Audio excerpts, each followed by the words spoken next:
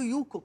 कुछ भी मेरे हाथ में कोई भी सब्जी दे दो मैं बना दूं. Bhopal, pumpkin It's Bhopal a करके. favorite Gujarati dish, no? Bhopal क्या है कि कोई भी खा, बच्चा भी खा सकता है, पुराना भी खा सकता है.